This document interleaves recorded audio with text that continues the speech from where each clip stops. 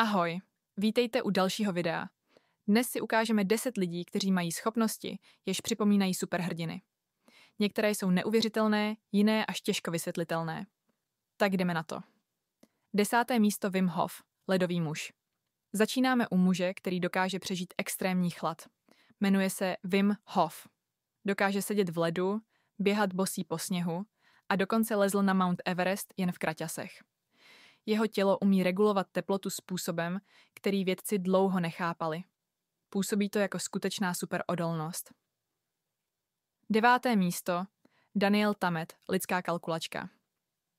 Daniel Tammet je známý svou výjimečnou myslí. Dokáže si zapamatovat tisíce čísel. Umí vypočítat složité matematické operace během několika vteřin. Naučí se cizí jazyk během několika dní. Jeho mozek funguje jinak, jako by měl supermozek. 8. místo Zamora, muž, který necítí bolest. Zamora je performer, který dokáže to, co by ostatním způsobilo zranění. Propichuje si kůži, jedí oheň, chodí po skle. A přitom necítí téměř žádnou bolest. Jeho tělo reaguje jinak než lidské. Jako by měl odolnost podobnou superhrdinům z komiksů.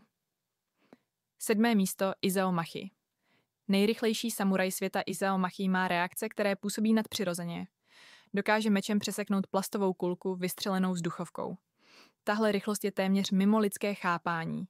Jeho reflexy jsou 4krát rychlejší než běžná lidská reakce. Jako by měl schopnost superrychlosti. 6. místo Steven Wiltshire. Fotografická paměť Steven je umělec se zvláštním darem.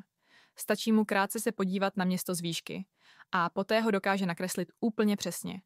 Budovy, ulice, proporce, vše sedí na centimetr. Jeho mozek funguje jako dokonalý fotoaparát. 5. místo Ben Underwood, lidský sonar. Ben přišel v dětství o oči, ale naučil se chodit světem pomocí klikání jazykem. Zvuk se odrážel od předmětů a on se naučil rozpoznat tvary a vzdálenosti. V podstatě používal echolokaci jako netopír. Tohle už opravdu připomíná superschopnost. 4. místo Dean Karnazes. Muž, který se neunaví Dean Karnazes, je ultramaratonec. Dokáže běžet neuvěřitelně dlouho. Někdy běží i 3 dny v kuse bez spánku. Jeho tělo odplavuje kyselinu mléčnou jinak než u běžných lidí. Má vytrvalost, která působí jako super stamina. 3. místo Nataša Demkina. Dívka s rentgenovým zrakem Nataša tvrdí, že dokáže vidět do lidského těla. Rozpoznává orgány a tvrdí, že vidí zdravotní problémy. I když věda nemá jasné vysvětlení, její příběhy jsou slavné po celém světě. Jako by měla schopnost rentgenového vidění. 2. místo Miroslav Magola. Magnetický muž Miroslav Magola dokáže přichytit k tělu kovové předměty. A dokáže s nimi dokonce chodit nebo zvedat ruce, aniž by spadly. Nejde o lepidlo ani trik.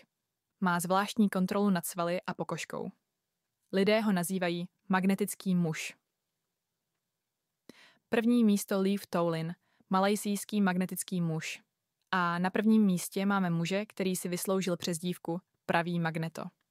Dokáže na těle udržet kovové předměty o hmotnosti přes 30 kg. Může táhnout auto jen tím, že má kovovou desku přilepenou na hrudi. Jeho pokožka má unikátní strukturu a jeho síla držení je opravdu neuvěřitelná, jako by měl magnetickou superschopnost. A to je 10 lidí, kteří mají schopnosti jako ze světa superhrdinů. Některé z nich věda dokáže vysvětlit, některé zatím úplně ne. Každopádně jsou fascinující a jedineční. Pokud se vám dnešní video líbilo, nezapomeňte dát like a odběr. Díky za sledování a uvidíme se u dalšího videa.